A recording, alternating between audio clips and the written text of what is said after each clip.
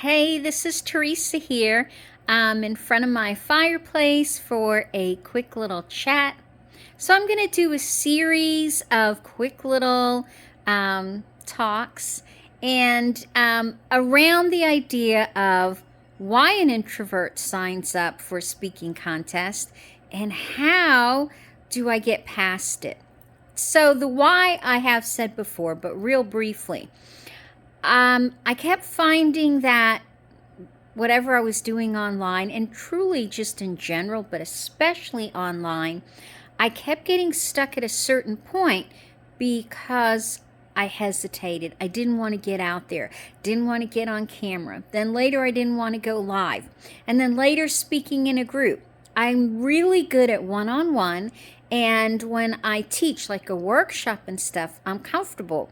But just getting up and talking in front of a group was still really uncomfortable and scary. So that was the first thing. If I was going to get my message out to the people who were needing it and looking for it, I needed to be comfortable being seen. So that was one. Two, I've always, since a real little girl, and I don't think it's just because I had to learn a new language, because that was at 3, and you learn a language at 3 and 4 anyway. So I've always gotten words mixed up, the orders. Sometimes the wrong word will pop out of my mouth if I'm going too fast or not paying attention. Also, especially when I was little, and if I'm too busy and I get unfocused, I'll get really forgetful. And what happens with that is I'll be in the middle, especially if I get up in front because I'm so excited. And the front of your brain it blocks it if you get too excited. So when I get really excited, I will have a tendency to just freeze, that deer in the headlight, and my mind literally goes blank. Well, over time, if I've practiced, especially if I've practiced a speech so I know it and I know it's there, I don't have to worry, that if I take a couple of big deep breaths and just relax, it will come there. And instead of trying to jump ahead to something else, just relax and I know what comes next, and just wait. The pause is awkward because it's in the middle of something not where you'd expect, but once you get going again, you're fine. And I pause and breathe through it instead of jumping ahead so I don't start rambling, because I will do that if excited. It's like panic, say something. So that is the why. So how did I get myself to do it? Well, the first thing is stop giving excuses. Give up the excuses. One reason why I chose Kaylee Chu's group is a lot of them, English is their second language.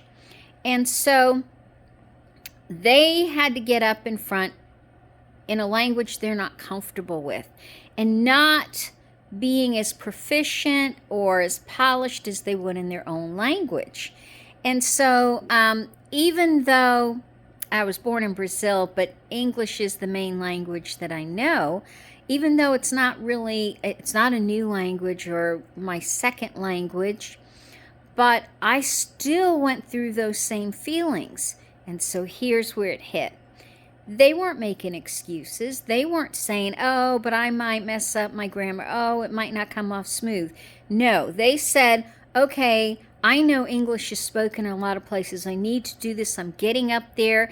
And they got up there and did really well. And so that was it. No excuses. If other people can get over this, I can get over the hesitancy. And then the second thing was stop getting comfortable being an introvert. Yes, I'm comfortable. I love that. But there are times when you have to be extroverted, welcoming people, going in a room, introducing yourself, being just in a group, whether it's networking or just being part of a group. All of those require those comfortable conversational skills, and I realized I was using it as an excuse. And again, okay, it's uncomfortable. Practice do better. And that's why I'm doing this. So until next time, this is Teresa saying bye.